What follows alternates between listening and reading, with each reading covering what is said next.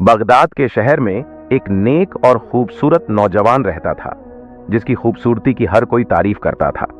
इस लड़के के माँ बाप बचपन ही में इंतकाल कर गए थे।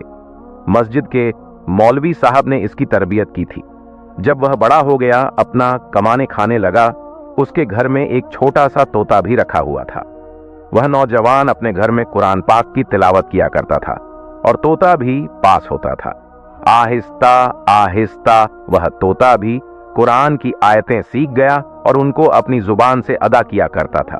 वह तोता थोड़ा थोड़ा बोला करता था, अल्लाह वाले नौजवान इस तोते को यही सिखाया करते थे कि हमेशा सच बोलना, सच बोलने वाले को अल्लाह ताला बहुत पसंद करता है। उसके घर के पास एक तवायफ का घर था। वह तवायफ बहुत ही खूबसूरत थी।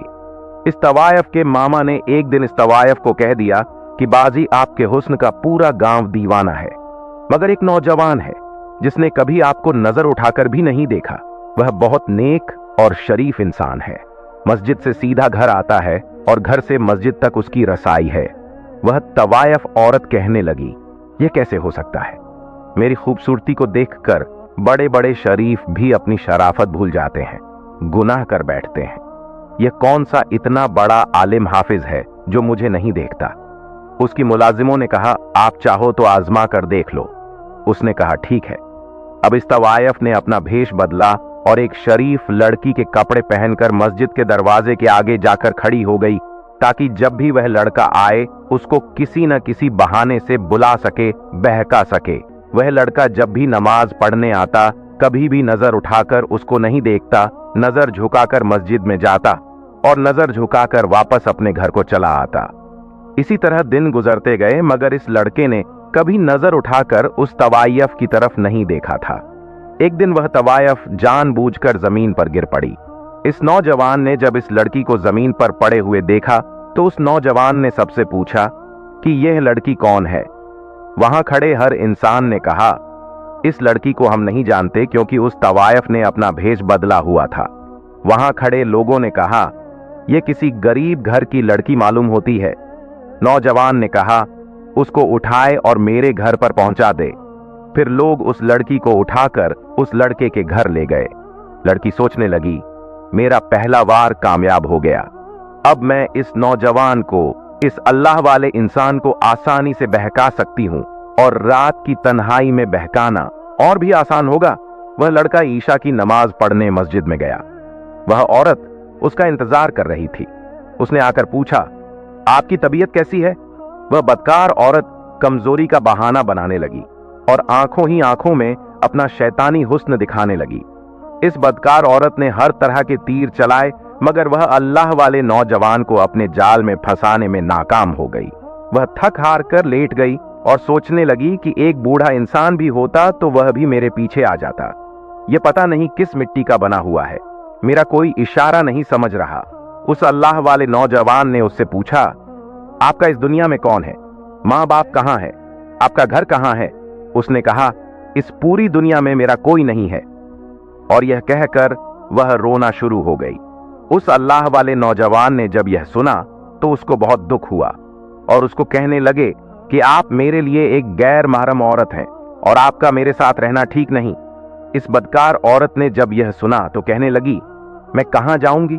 उस नौजवान ने कहा, आज रात आप मेरे साथ यहां ठहर सकती हैं, मगर सुबह आपको जाना ही होगा।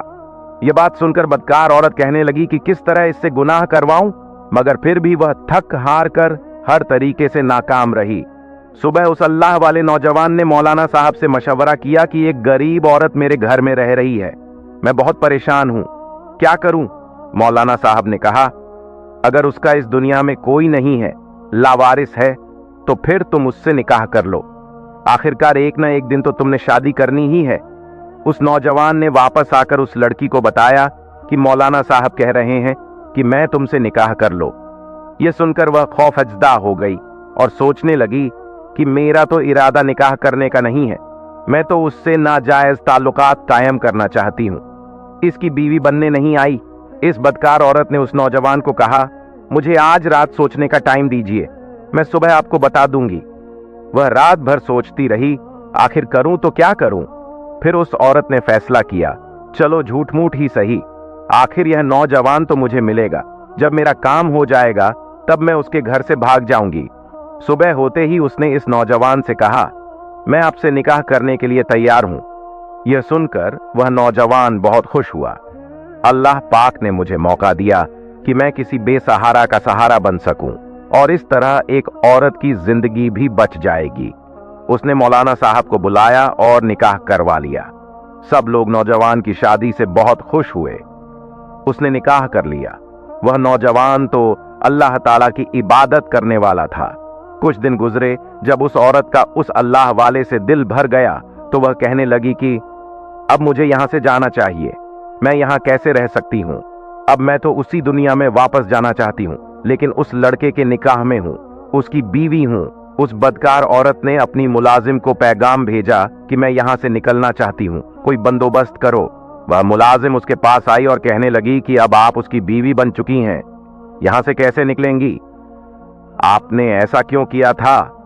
इस बदकार औरत ने कहा, मैं उसकी खूबसूरती में इतनी पागल हो चुकी थी कि मैं किसी तरीके से उसे जलील करना चाहती थी, क्योंकि वह लड़का तो मुझे देखता भी नहीं था। तो फिर मैं और क्या करती? मुझे मजबूरन इससे निकाह करना पड़ा, मगर अब मुझे यह पसंद नहीं, मैं यहां से निकलना चाहती हूं। मुलाजिम ने उसको कहा कि आप ऐसा करें, उससे तलाक ले लें, और वह कहने लगी, नहीं, मैं उसे तलाक नहीं ले सकती, क्योंकि वह बहुत अच्छा इंसान है और मुझे यह कभी भी तलाक नहीं देगा। वह बदकार औरत बोलने लगी, मुझे इतना शरीफ इंसान नहीं चाहिए, क्यों ना मैं ऐसा करूं कि इसको मार देती हूं। और अपने कोठे वाली जिंदगी को याद करने लगी, जहां हर रोज अमीर अमीर लोग मेरे यहां आया करते थे, मेरे ऊपर हजारों दीनार निछावर किया करते थे। मुझे उसके साथ नहीं रहना। उसने मुलाजिमों से बोला कि तुम मुझे जहर ला कर दो ताकि मैं इसको मार दूं।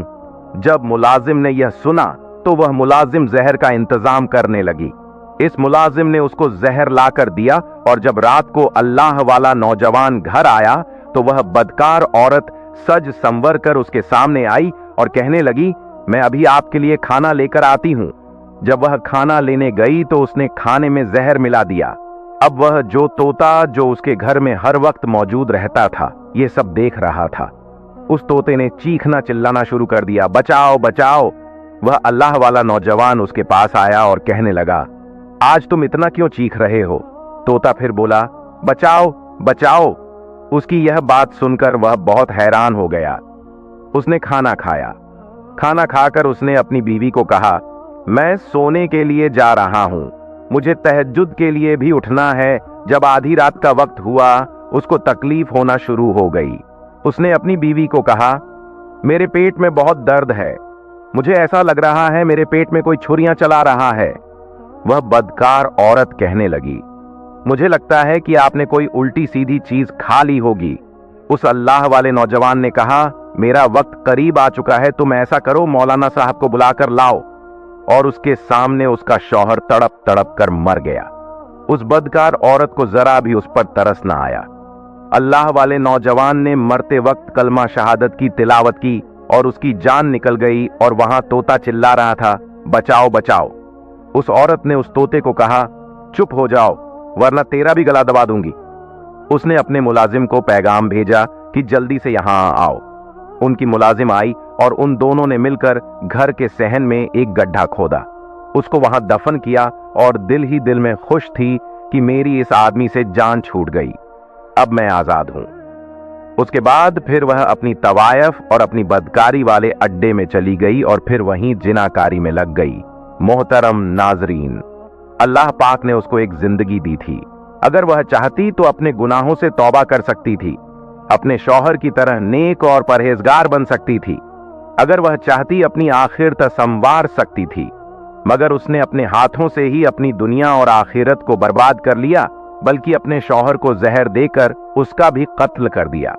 बदकार भी थी, तवायफ भी थी, मगर अब वह एक कातिल भी बन चुकी थी। जब सुबह फजर का वक्त हुआ, मौलाना साहब ने नमाज पढ़ाई और देखा कि उसका शागिर्द कई दिनों से नमाज पढ़ने नहीं आया, तो वह बहुत परेशान हुआ और उनके घर में आया। उसका दरवाजा खटखटाया, मगर उसके घर का दरवाजा किसी ने नहीं खोला। मौलाना साहब यही सोच रहे थे, शायद वह सो रहा होगा, मगर वह यह भी सोच रहे थे कि नमाज तो मेरा शागिर्द कभी नहीं छोड़ सकता। मौलाना साहब वापस चले गए। जब जौहर का वक्त हुआ और देखा अभी भी उसका शागिर्द नमाज पढ़ने नहीं आया, उन्होंने किसी को भेजा मगर उसने भी यही कहा कि वह दरवाजा नहीं खोल रहा है। शाम तक यही सिलसिला चलता रहा। इशा के बाद मौलाना साहब ने सोचा मुझे खुद जाना चाहिए। जब मौलाना साहब गए उन्होंने दरवाजा खटखटाया मगर कोई भी ना आया, मगर अंदर से तोता चीख रहा था, बचाओ बचाओ। मौलाना साहब समझ गए कुछ तो गड़बड़ है। उन्होंने पूरा मोहल्ला इकट्ठा किया, दरवाजा तोड़ा और जब दरवाजा तोड़कर अंदर दाखिल हुए तो देखा कि घर खाली था सिवाय उस तोते के। उस घर में और कोई न था और वहां सब यही समझ रहे थे कि मियां बीवी कहीं घूमने गए हुए हैं। रात को तहज्जुद का वक्त हुआ। मौलाना साहब को बेचैनी महसूस होने लगी। उन्होंने अपनी बीवी से कहा, मुझे ऐसा लगता है कि मेरा शागिर्द तकलीफ में है, वह किसी न किसी परेशानी में है। उनकी बीवी ने कहा, नहीं, उनकी नई नई शादी हुई है, हो सकता है मियां बीवी कहीं घूमने गए हों। मौलाना साहब ने कहा, वह मुझे बिना बताए नहीं जा सकता। उनकी बीवी ने कहा, आप परेशान ना हो, सो जाएं। मौलाना साहब अपने बिस्तर पर गए और सो गए, मगर मौलाना साहब ने ख्वाब में देखा कि उसका शागिर्द रो रहा है और उनके कपड़ों पर खून पड़ा हुआ है। मौलाना साहब उठे और उस ख्वाब का बयान अपनी बीवी को सुनाया। उन्होंने कहा, आप बार बार सोच रहे हैं इसलिए आपको ऐसे ख्वाब आ रहे हैं। और फिर मौलाना ने दूसरी रात वही ख्वाब देखा, मगर तीसरी रात भी वही ख्वाब देखा कि उनका शागिर्द उन्हीं कपड़ों में लथपथ है और रो रहा है। मौलाना साहब ने ऐसा किया कि उठकर वजू किया और उन्होंने पढ़ाई शुरू कर दी। मौलाना साहब जैसे जैसे कुरान की आयतें पढ़ रहे थे वैसे वैसे उनका राज खुलता जा रहा था और उनको बताया गया कि घर के शहन में जाकर देखो। अब मौलाना साहब बहुत परेशान थे कि मुझे इसके घर का इशारा क्यों मिल रहा है। मौलाना साहब अपने साथ मोहल्ले के कुछ लोगों को लिए उस अल्लाह वाले नौजवान के घर गए और उनको देखते हुए वह तोता फिर से चिल्लाना शुरू हो गया। जब जमीन को खोदा गया तो वह तड़प कर रह गए। वह सोच भी नहीं सकते थे कि यह उनका प्यारा शागिर्द उनको इस हालत में मिलेगा। उनको कफन भी नहीं दिया गया। मौलाना सोचने लगे कि कौन जालिम है जिसने उनको कत्ल कर दिया, इस तरह दफन कर दिया। मगर अल्लाह ताला की कुदरत देखिए, उनकी लाश ऐसे थी जैसे उनको अभी अभी दफन किया गया हो। उनके चेहरे से नूर चमक रहा था। उनको देखते ही मौलाना साहब ने अपना सर पकड़ लिया और नीचे जमीन पर बैठकर रोने लगे। मौलाना साहब ने देखा कि उसकी बीवी यहां मौजूद नहीं है। उन्होंने सबसे पहले अपने शागिर्द का जनाजा पढ़ाया और उसकी तदफीन का इंतजाम किया। और सब लोग इस बात से परेशान थे कि आखिर इस नौजवान को मारा किसने, किसने इसको कत्ल किया। मौलाना साहब उसके घर में आए और अपने शागिर्द को याद करते हुए रोने लगे। मौलाना साहब की दर्द भरी आवाज वहां मौजूद तोता बड़ी खामोशी से सुन रहा था। उसे यह लग रहा था कि वह तोता जिंदगी भर नहीं बोल पाएगा, मगर अल्लाह पाक ने उस तोते को बोलने की तौफीक अता फरमाई। उसने कहा, वह औरत एक तवायफ थी, बदकार थी। वह उससे जिना करना चाहती थी। वह बदकार औरत तो यहाँ भैंस बदल कर आई थी। उसने सबको यहाँ बेवकूफ बनाया। उसने अल्लाह वाले नौजवान से निकाह किया और जब उसका दिल भर गया तो उसको जहर देकर जान से मार डाला। अब वह दोबारा जिनाकारी और बदकारी के लिए अपने कोठे पर चली गई है। इतना बताकर तोता खामोश हो गया। मौलाना साहब इस तोते को लेकर अपने घर चले गए और उसको अपने घर में रख लिया। इसके बाद चंद लोगों के साथ मौलाना साहब उस तवायफ बदकार औरत के कोठे पर गए। मौलाना साहब वहां जाकर इस तरह गुस्से से चिल्ला रहे थे जिस तरह उस औरत को कत्ल कर देंगे। वह उसको बोल रहे थे कि बाहर आओ। मौलाना साहब अंदर नहीं जाना चाहते थे। मौलाना साहब की आवाज सुनकर उस तवायफ बदकार औरत की मुलाजिमा रोती हुई आई और उस मौलाना ने कहा कि आप उस नेक नौजवान के उस्ताद हैं। मौलाना साहब ने कहा, हाँ, मैं उसका उस्ताद भी हूं, उसका बाप भी हूं। तुम बाहर बुलाओ उस तवायफ को, उस बदकार औरत को जिसने मेरे बेटे के साथ इतना जुल्म किया। उस मौलाना ने कहा, उसको इसके किए की सजा मिल चुकी है। जिस रात उसने अपने शौहर को मारकर अपने बदकारी के अड्डे पर आई, वह बहुत खुश थी। तैयार होकर बदकारी के लिए निकल रही थी कि एकदम उसका जिस्म बदलना शुरू हो गया और देखते ही देखते उसका जिस्म एक बंदर की शक्ल में तब्दील हो गया। उसको हमने एक कमरे में कैद कर दिया है क्योंकि उसके चेहरे को देखकर हमें खौफ आता है। फिर उस अल्लाह वाले के साथ इस औरत ने जो भी किया, मैं भी उसके साथ शामिल थी, और आहिस्ता आहिस्ता मेरा चेहरा भी बदल रहा है। ऐसा लग रहा है मैं भी इस जैसी बन जाऊंगी, मेरी हालत इस जैसी बन जाएगी। आप मुझे माफ कर दीजिए और इस नौजवान को कहे मुझे माफ कर दें। अल्लाह पाक ने हमारी दुनिया ही जहन्नम बना दी है। इस मौलाना साहब ने कहा, अल्लाह पाक ने तुम्हारी सजा को तुम्हें दुनिया में ही दे दिया। अब मैं क्या कर सकता हूं? मेरा बेटा तो शहादत की मौत पा चुका है, मगर तुम्हारी मालकिन तो हमेशा के लिए बंदर की शक्ल में तब्दील हो गया। अल्लाह पाक से दुआ है कि अल्लाह पाक हमें बुराई से बचने और नेक आमाल करने की तौफीक अता फरमाए। आमीन। ऐसी ही इस्लामिक वीडियो देखने के लिए हमारे चैनल को सब्सक्राइब करके हमारी फैमिली का हिस्सा बनना मत भूलिएगा। मिलते हैं आपसे एक और वीडियो के